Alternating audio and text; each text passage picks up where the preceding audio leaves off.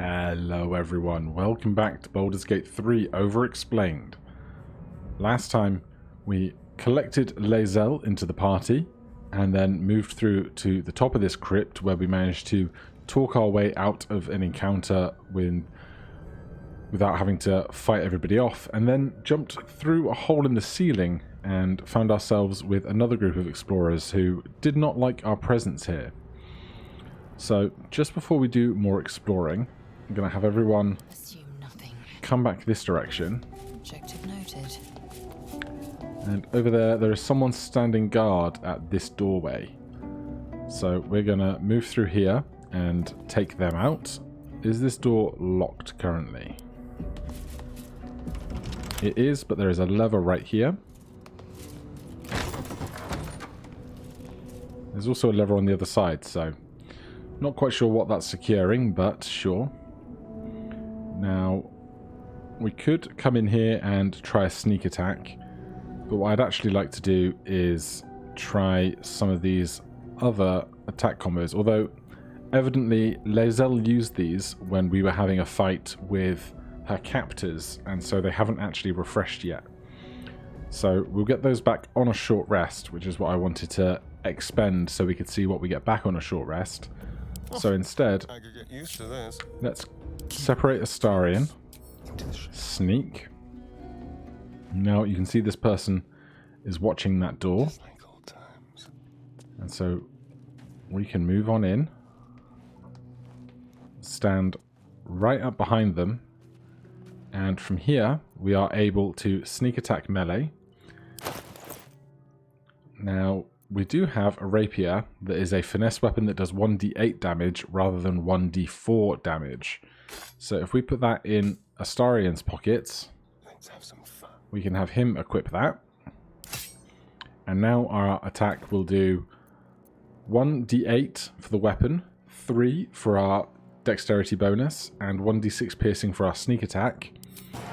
Our attack is going to have advantage, and this guy only has 14 XP, or HP, excuse me. So we did 10 damage to them, and they are surprised. So now we are in the first proper round of combat. We have rolled higher on initiative after the instigating action, so we can hide behind them because they're facing the wrong way, and then sneak attack again. And they are very quickly dead. So we can take the key, we can take the torch, and short swords are light and finesse. So rapiers, finesse but not light. Short sword, finesse and light. So that could be useful for us to have. Now, down here, there's some plaques and some katanas. It feels more like a tomb than a temple. There's a whole supply pack here that we can take for resting later. The rest of the cheese and sausage and stuff I will leave rather than dragging it all around with me. We could take some candles if we wanted to, but I don't think we need them. And we'll leave the rest of that stuff there.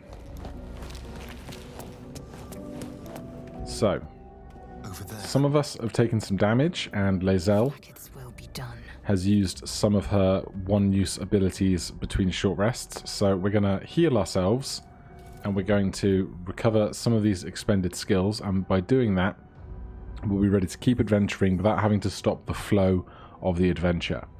So over here in the top right, there is a symbol that looks like a closed eyelid with the eyelashes.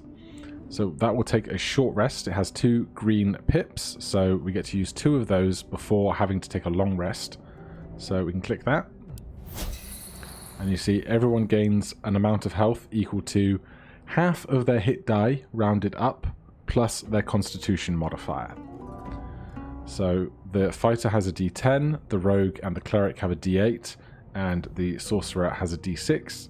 So half that number and round it up if it's on a 0.5, add your constitution modifier, that's how much health you would recover.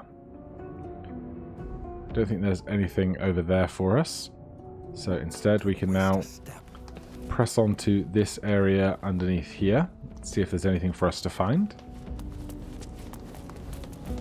There's a rustic chest. I don't need a bowl. You do not recognize the language on the plaque. I wonder if any of our friends might. I don't suppose it's going to be written in Githyanki.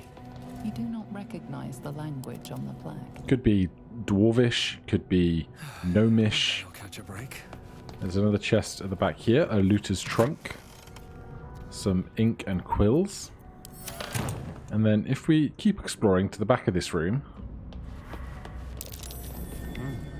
What's that? we take a passive perception check and we see I wonder what that a did. lever here. So I should clarify.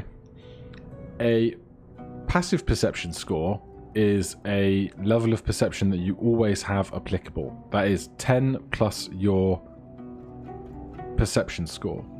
Here what's happening is rather than just using that score as a flat base, when the game notices you are next to something that is hidden, it will allow you to make an active perception check without you knowing that you're necessarily taking that check at that time, and then if you score high enough on that check, then it will reveal to you something else. So we can interact with this lever, and something has happened, we don't know what. But then My step. if we return from this location back up the stairs, we can see that this door, which was once locked, is now open. Find a way forward. Never wanted the easy path.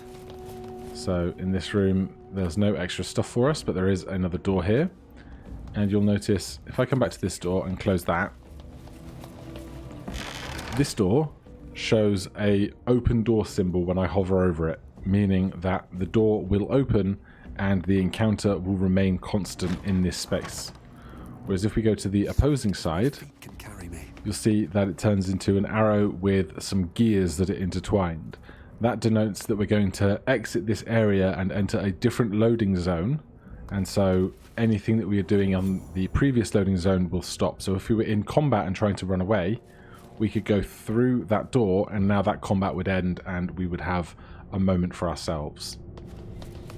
There's a few opulent chests around. We get some scrolls. We'll take all of those. What's hiding here? Another one on the other side. Some silver stuff. Nope, just cheap stuff. Normally silver or gold plates This place wasn't built have a for much living. higher worth, but glass and tin, Please. not so much. Even more scrolls. How much farther can I go? Now, this door over here is open, hence the open door symbol. But the one on the opposing side of the room shows a locked padlock. So rather than trying to deal with a locked door, let's take the easier route. And we see a large crypt. Don't waste a step. Trap. So Cautious. we have seen here there is a vent trap. We do not have any trap disarming kits available. They are different than thieves' tools. So you need a specific type of kit to try and disable a trap. So we'll just be aware that that is there. Let's continue around this room. At the ready. So you can see lots of us making various passive checks. And when one person sees it, it will stop there. But if one person misses it, they will continue trying to check with our allies to see if any of them might see what the first ones had missed. So there's another trap. This door is also locked. We don't have a key for that. We could, of course, try and pick them.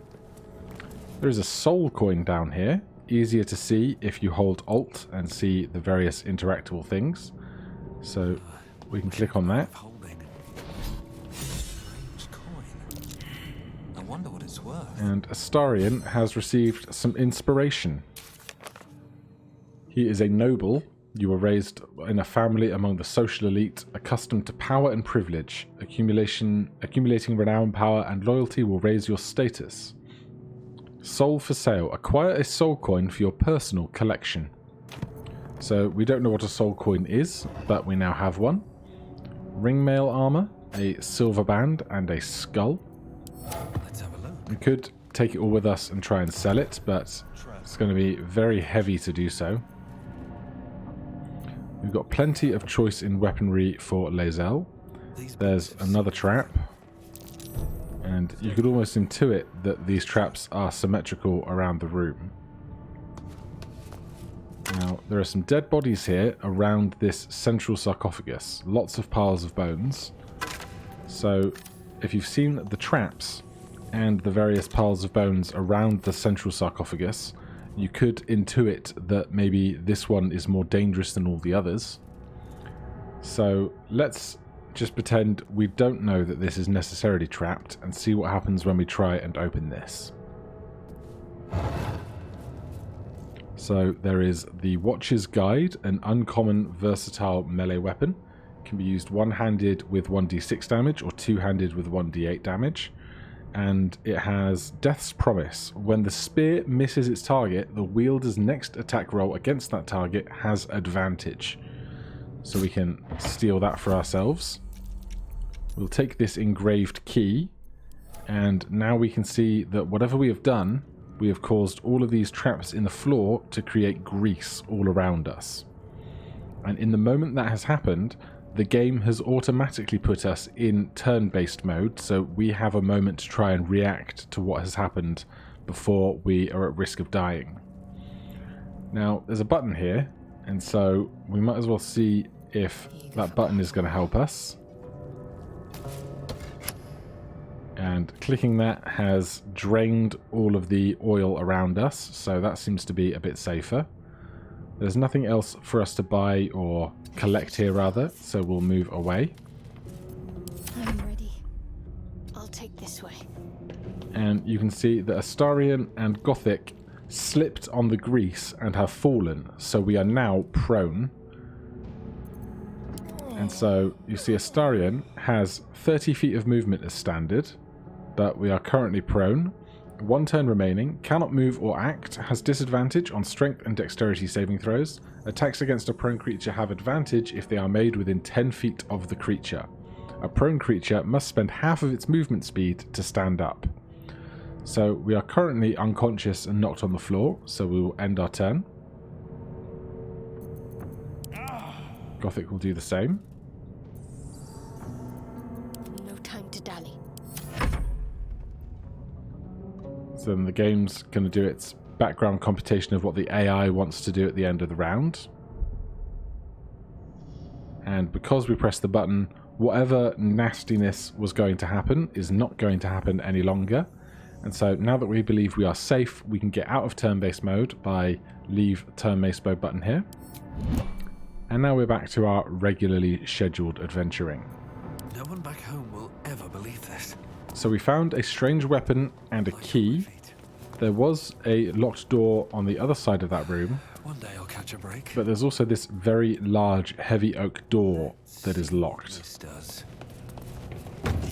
And you can see that we have now unlocked that. Lies before me. If the key was in one of our allies' pockets, On my way. then it would have done a little screen that says, Gothic used magic pockets to take key from ally, just so you don't have to make sure the right key is in the right person's pocket. And now we find ourselves in another big mausoleum type room. What's inside? Got people with scrolls and cash. I have no need for quarterstaffs. There's a few of them around. What was so subversive about their words that they commanded protection? I don't need more daggers. But I will steal jewellery, that's no problem to me. My way. Another entombed scribe. More quarterstaffs, don't need that. Nothing more really to see on this side. The easy path. We can climb down these short pieces of knotted roots. That's Jurgle, scribe of the dead. I didn't think anyone still worshipped him. There's good old Jurgle. Don't know what his life is about or his death. If we climb up here and press Alt again, you can find another soul coin. Unfortunately, we don't get the same piece of inspiration twice for Astarion. Can't slow down. There's an entombed warrior down here. They came to the same fate as their friends. We do not have a scimitar. Scimitar is a light finesse weapon for 1d6 damage. But to use it, you must be proficient in that weapon. Well, excuse me, you don't have to be proficient. You just don't get to add your proficiency bonus if you're not. And a scroll of silence, and another heavy key. There's an open archway Farther can I go? over here. A long, winding cave network, but we are unable to travel across the water. But we did somebody did a check Another step forward. and saw that there is a Book of Dead Gods here. Well, if there's a Book of Dead Gods, let's have our cleric What's next? investigate that. We'll give it a try. This book is far lighter than it should be, with such a massive log.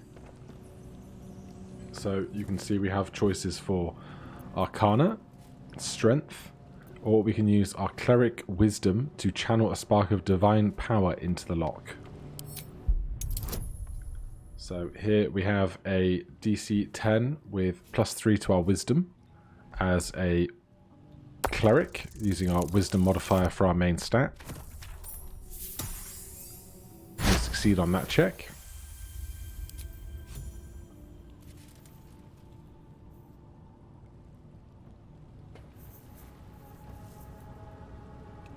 As the lock opens, a loose page comes with it.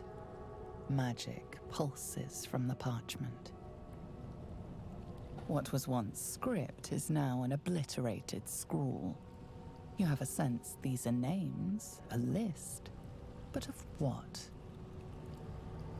So we can do a religion check, and we have +2 in religion, which you often expect a cleric to be proficient in religion. That kind of goes hand in hand sometimes. And DC 10 again. With an 8 plus our 2 religion proficiency, we'll make that DC 10 check. Gods. These are the names of gods. Once lost, but now restored after the second sundering. Entire pantheons have dwindled and been reborn, silently recorded by this book. And we receive a scroll of Ray of Enfeeblement. And then over here there is a heavy chest. Just some old cups and plates. And another sarcophagus. More jewellery. Anything else in this place? There's another soul coin. I had no idea there were so many around here. I guess perhaps it has something to do with death, given that there might be a soul contained within the coin. Onward then. So, other than those bits, the last thing to investigate in this space is if we come up here, the camera will let you see that there is an area within this void. This way. And this light dot here is kind of giving a notion that something's going on.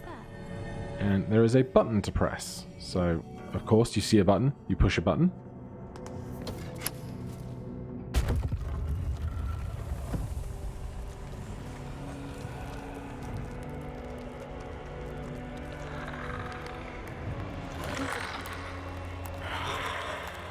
And surprise, surprise, the undead that were hanging around in an old tomb are suddenly raised back to life. Let them come. The darkness can be to our advantage. So we are all in initiative together, and we can see that we have several entombed scribes and one entombed warrior. Now we have all of our skills back as Lae'zel because we did have that short rest before we got here. Unfortunately, this person is far too far away for us to reach them, and you can see that with a ranged weapon, you can sometimes attack further than the guideline circle indicates. However, you will have disadvantage on that attack, so you'd roll twice and take the lower number. But there is also a foe over here. I wonder if we could jump over this ledge. Unfortunately, we can't quite get a line of sight through here. but if we can move, not enough movement speed to quite get there, so we're not going to be able to get within melee range of this creature. So for now we will just see if we can't take a regular ranged attack. Trouble trying to get a good line of sight from here. There we go. I wonder if we could jump now that we've moved slightly. We can. So important to make sure you check your line of sight for the action you're trying to take, whether that's an attack action or a movement action. So cutting that corner off means Lae'zel is now within melee range of this creature, and so we can attack with our main hand. And so we currently have a longsword and a shield, so the longsword will do 1d8 damage, plus our strength modifier, which is +3. And we attack them for 5. They're using the dash action, so they're not going to attack us this turn because dashing is an action and most attacks are actions, so you wouldn't expect somebody to be able to do both. Now, Gothic can certainly help out here, I think. So we have an 85% chance to hit that Entombed Scribe. And that is 1 dead. With that 1 dead, we can now see that Shadowheart is joined in this combined part of the initiative. And let's see if we can use our radiant damage to damage the undead here. So they fail the check, they take 2 radiant damage. I wonder if this is worth the cost. Again, they are dashing because they aren't able to get in for an attack right now, so they're maximizing their movement speed. And Astarion up here should be able to hide quite easily from so far away. Then we are able to take a ranged sneak attack. Both of these guys are within our range, and we have advantage on our attack because we are an unseen attacker. So I think we're going to take on the Entombed Scribe so that there are just fewer creatures in the attacking round. And we hit for enough damage there. Then we have this Entombed Warrior. So as soon as they have pillaged a weapon from the corpse of one of the scribes,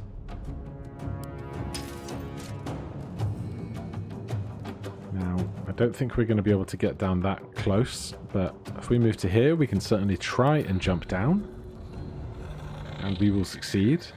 Of course, Lae'zel, being a fighter, has a high strength score, and with a high strength score you get a further jump distance.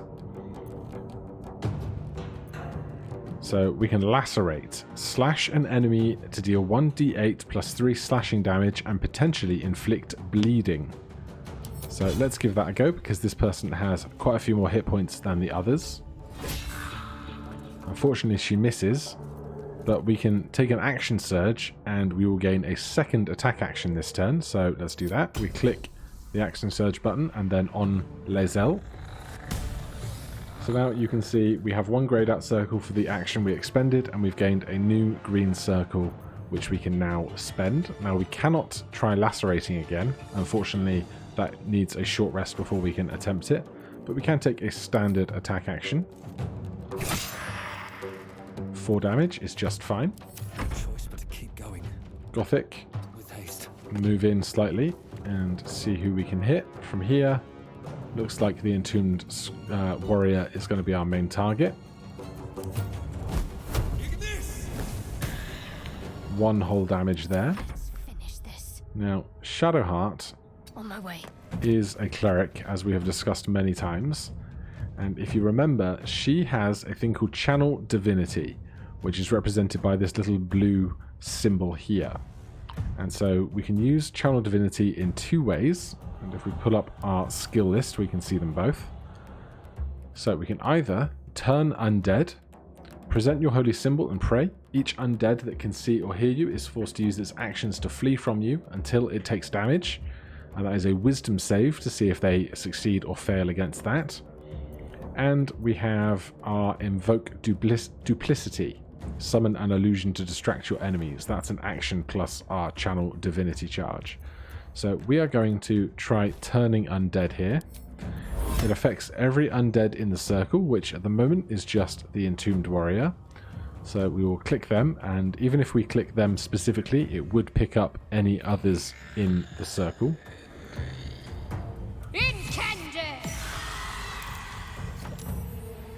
And for some reason it still made a check for the dead one, but we saw that this Entombed Warrior is now turned.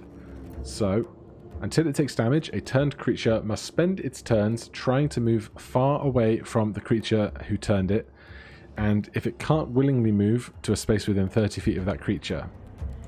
It also can't take reactions. For its action, it can only use the dash action to try and escape from an effect that prevents it from moving. So these other two are going to continue to try and attack us. Now, our foe there just used the sleep spell. So if we hover over that, put creatures to a combined 24 hit points into a magical slumber. Now, that is an area of effect spell, so that circle probably contained the 3 creatures here. And the way it works is it takes a pool of 24 hit points and tries to make that many hit points worth of creature fall asleep. So since Shadowheart has fewer hit points than Lae'zel, it defaults to trying to make Shadowheart fall asleep first. However, Shadowheart is a half-elf, and half-elves benefit from the Fey Ancestry ability, which means they have advantage on being charmed, or effects to charm them. They have advantage on those saving throws, and they cannot be magically put to sleep. So she is immune to that attempt at sleep. Now, this guy is turned. They're going to flee from us, so we don't want to try attacking them right now. We would benefit more from trying to damage the other enemies that aren't currently trying to... Or we would benefit from attacking the enemies that are currently trying to engage us. I cannot speak today. Let's try hiding. We are just far enough away from these guys that they can't see us, so we can sneak attack ranged. That is a great kill. Okay, so that's a very interesting thing that just happened. So the one that we turned attempted to flee from Shadowheart, but as it did that, it left Lae'zel's area of influence. And because we have attack of opportunity triggered on, then when the creature tried to move away, it invoked an attack of opportunity from Lae'zel, and because Lae'zel then hit them with that attack of opportunity, they are no longer turned because they have received damage. So we need to try and kill this guy now after he's no longer fleeing from us. So we'll try an attack with Lae'zel. There's another 5 damage. Another fight. Let's go. So this guy still has 14 HP left, and I'd really like it if they didn't attack us. So why don't we use one of our more powerful spells here? Chromatic Orb. Hurl a sphere of energy that deals 3d8 thunder damage. We have a 55% chance to hit with that. Unfortunately, we miss. That takes up one of our first level spell slots. Now, Shadowheart is up, so we can't try Channeling Divinity again, because we only have 1 charge of Channel Divinity available until we take a short rest, and we've now expended that one. But we can, of course, still attack or use a spell. We have the spell Inflict Wounds. 3d10 necrotic damage. Infuse your hands with a putrefying energy that deals 3d10 necrotic damage. It has a melee attack range, and so we will step forward and try to hit them. And we missed that one as well, unfortunately. They tried to cast Sleep on us again, but the creatures with the lowest hit points still have immunity to being put to sleep. Astarion here probably isn't going to be able to hide, so we will just take a standard attack action. And we hit for 11, which is very good. They hit us right back for 5, which shouldn't be too much of a problem. Lae'zel, if you could do 3 more damage. She certainly does with a critical hit. Make way. Right. Now we can head on over, Find a way forward. try to start attacking the other creature. So that is a critical miss, so we rolled a 1 on our d20, and no matter how good our modifiers are, that will always be a miss. Unless you have the race of halfling, in which case you do get an opportunity to re-roll your 1s, because halflings are very lucky. There's a good 8 damage from Shadowheart. This thing's going to take another turn. It's going to try and get us to sleep, but Astarion now, the creature with the lowest HP, an elf, cannot be put to sleep magically.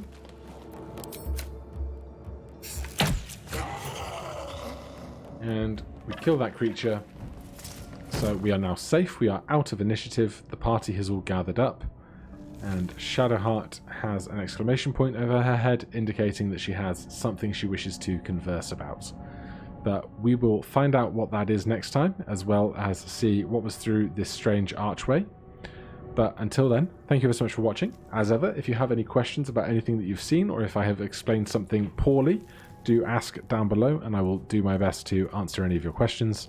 If you enjoyed the video, please consider hitting that like button, or if you haven't done so already, please consider subscribing. Otherwise, I will see you in the next one.